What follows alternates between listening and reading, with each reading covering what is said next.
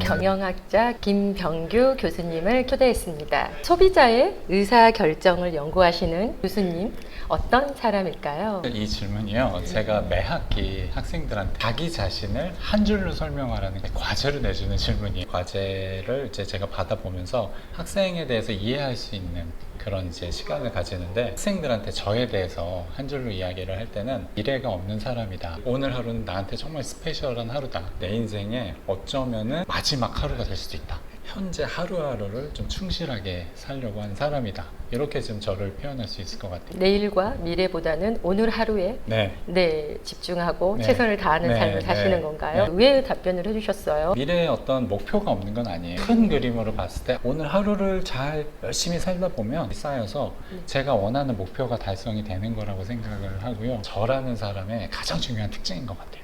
나우에 집중하는 교수님. 인생에서 교수가 돼야 되겠다라고 생각을 해본 적이 없어요. 여러 가지 갈림길에 있어서 선택을 하다 보니까 지금 교수라는 직업을 갖게 됐을 뿐이지, 앞으로 또 살아가면서 그때그때 그런 선택들이 저를 인도하는 대로 가면서 살고 싶습니다. 교수님이 아니라면은 어떤 거를 하고 싶었을까요? 고등학교 때부터 사실 제일 하고 싶었던 직업은 다큐멘터리 PD. 전공은 심리학을 하시고 경영학자시고 또 거기에 인지과학, 뇌과학까지 다양한 연구와 활동, 강의를 하고 계시는데 무엇이 있을까요? 고등학교 때부터 가장 관심을 가졌던 게 인간의 마음, 제 자신의 마음을 너무나 이해하고 싶었고, 심리학 전공으로 대학교를 갔는데요. 소비자의 심리를 연구하는 분야 자체가요, 1970년대, 80년대 미국에서 심리학자들을 경영대에 스카우트하면서 만들어진 분야예요. 그래서 기반 자체가 심리학에 뿌리를 두고 있다 보니까 자연스럽게 심리학에 대한 관심이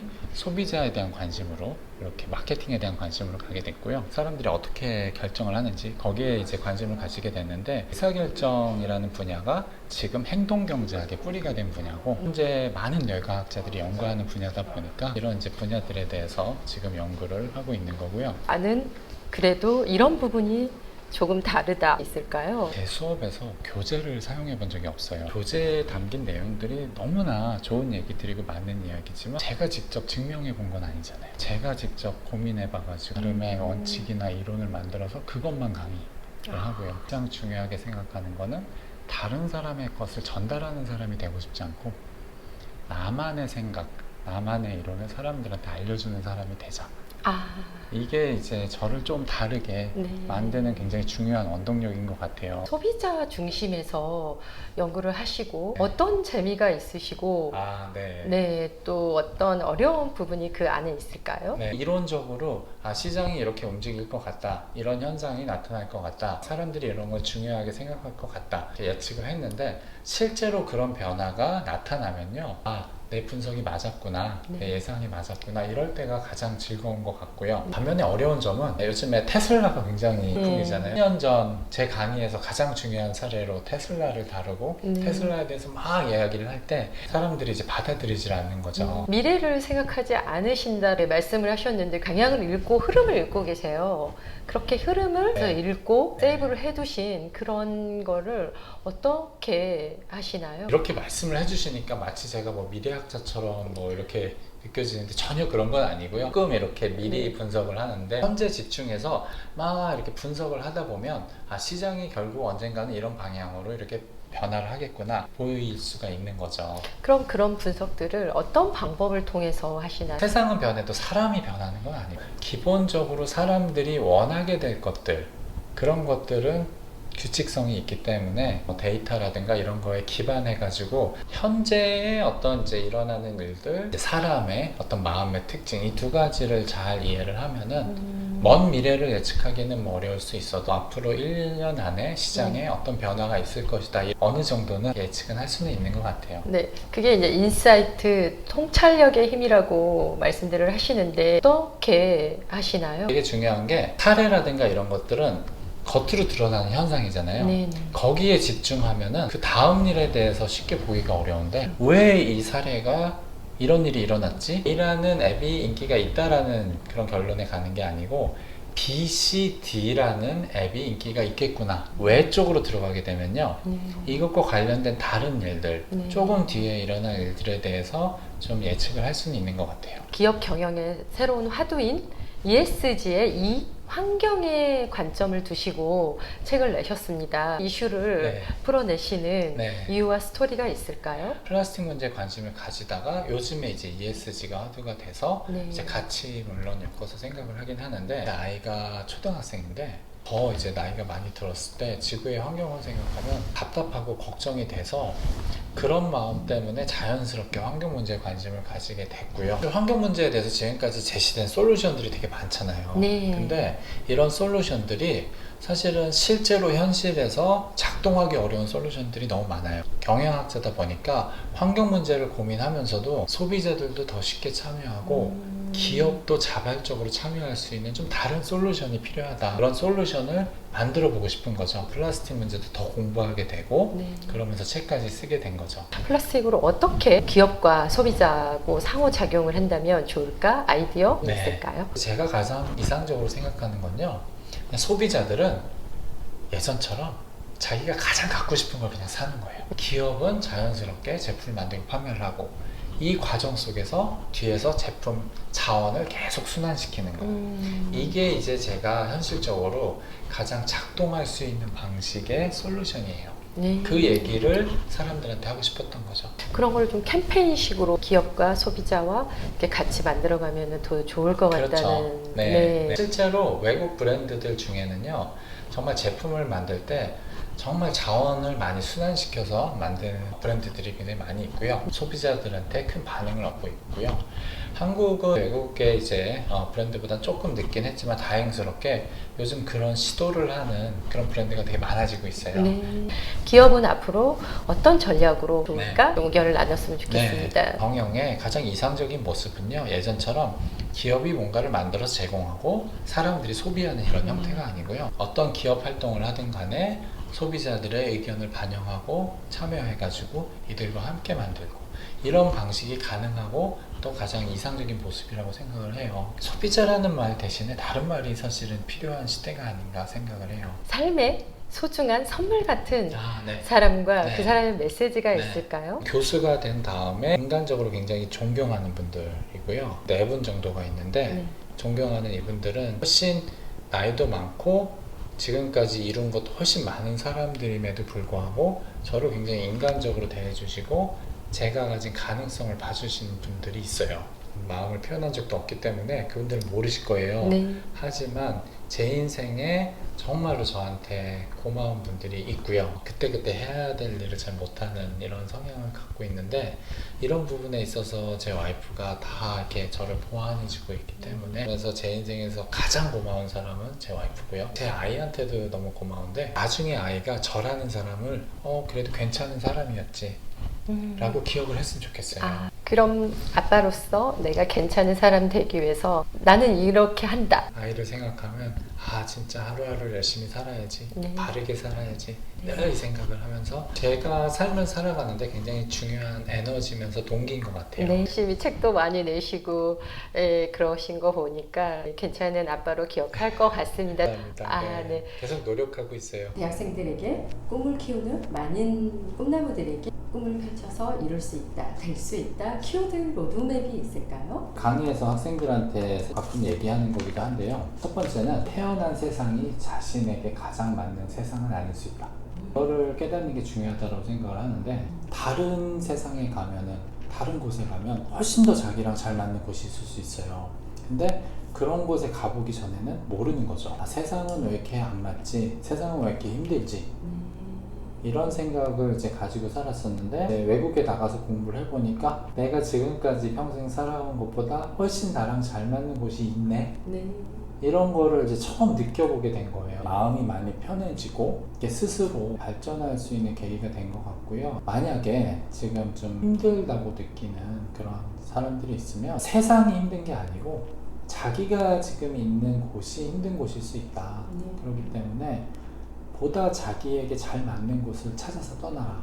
두 번째는 세상은 변한다, 버텨라. 인생사도 업앤다운이 계속 있잖아요.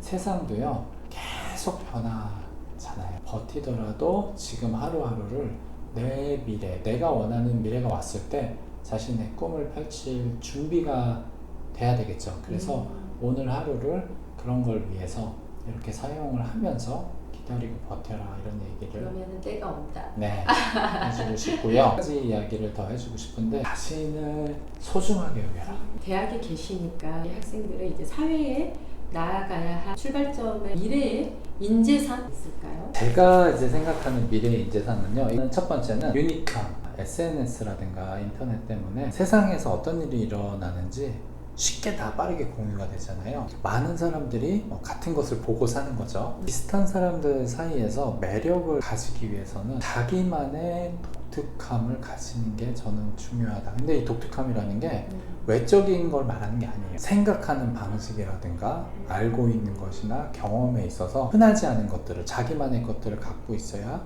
그게 자신의 매력이 되고 굉장히 중요한 재산이 된다라고 저는 생각을 또한 합니다. 무기가 될 수 있다. 그쵸, 네. 무기도 되겠고요. 두 번째는요, 경영 환경도 너무 빠르게 변하고 있고 세상도 변하고 있기 때문에 답이 없는 문제들이 많아요. 예측이 불가능한 현실입니다. 답이 없는 문제에 대해서 이렇게 자기 스스로 답을 찾아내는 능력, 이런 게 중요하겠죠. 네. 네.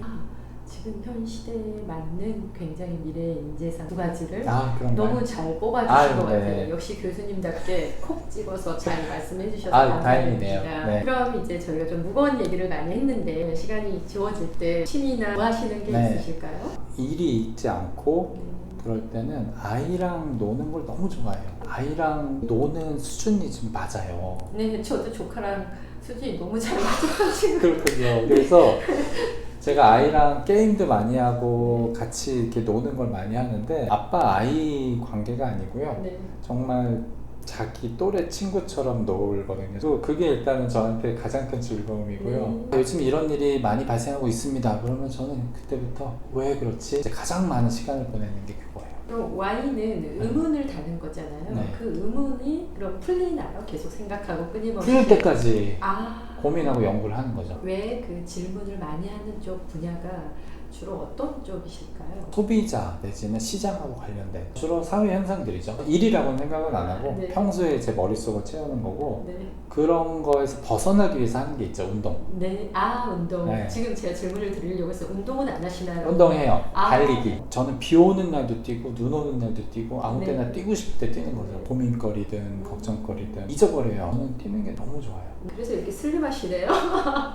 감사합니다. 네. 대학생들에게 강의를 하실 때는 어떤 포인트로 강의를 하시는 교수님이실까요?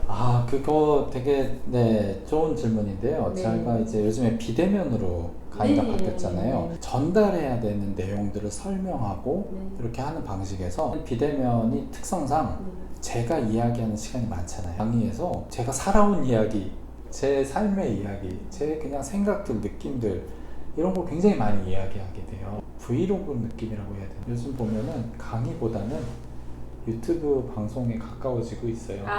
그럼 학생들에게 나중에 평가가 그러게요. 어떻게 인기 좀 있으신 교수님이신가요? 강의 평가를 전혀 안 보고 있긴 한데 네.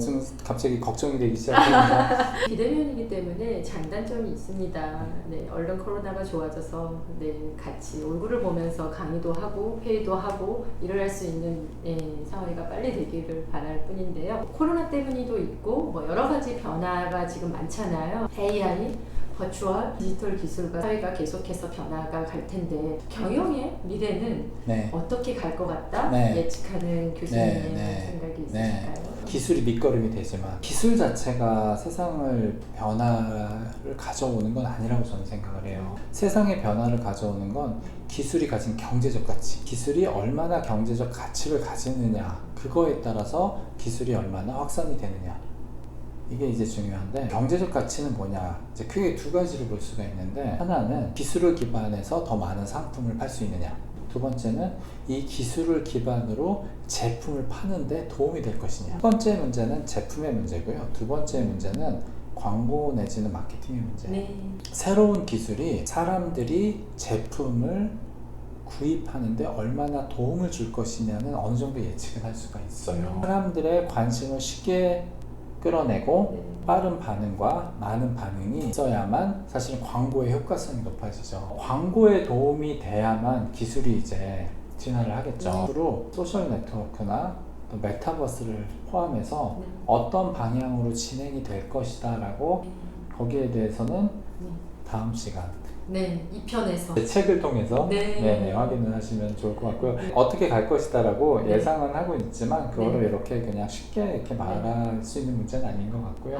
네. 그럼 앞으로 어떤 계획과 꿈이 계실까요? 꿈이요. 죽기 전에 하고 싶은 게 두 가지가 있어요. 학교에 있는 사람이다 보니까 실제로 직접적으로 사회에 기여를 너무 못한다라고 생각을 해서 늘 그런 거에 대한 목마름이 있어가지고요. 지금 준비는 하고는 있어요. 그래서 언젠가는 정말 사회에 도움이 되는 기업 내지는 단체를 만들겠다. 이게 하나의 꿈이고요. 어떤 포인트를 두시고 사회적 기업을 지금 준비하고 계실까요? 환경 문제에 기여할 수 있는 솔루션을 찾고 이제 같이 노력을 할 수 있는 중재자로서 많은 기업들과 소비자와 환경단체와 정부의 노력을 하나로 묶어줄 수 있는 그런 사회적 기업 내지 사회적 단체를 만들고 싶어요. 또 하나의 꿈은요. 이거는 부끄럽기도 하고 사실 이렇게 공개적으로 말하기가 좀 그런데 그림 그리는 것도 좋아하고 글 쓰는 것도 좋아해서 정말로 아이들을 위한 동화, 제가 일러스트랑 글을 이제 다 하는 그런 동화 작가가 되고 싶은데 계속 조금씩 준비하고 노력해가지고 언젠가는 죽기 전에 동화책을 꼭 내고 싶어요. 브랜드 전략이 미래이다. 디자인 감각을 추구하라. 소비자 중심에서 움직여라. 연구와 강의로 김병규 교수님 진심으로 응원드립니다. 오늘 인터뷰에 응해주셔서 진심으로 감사드립니다. 감사합니다.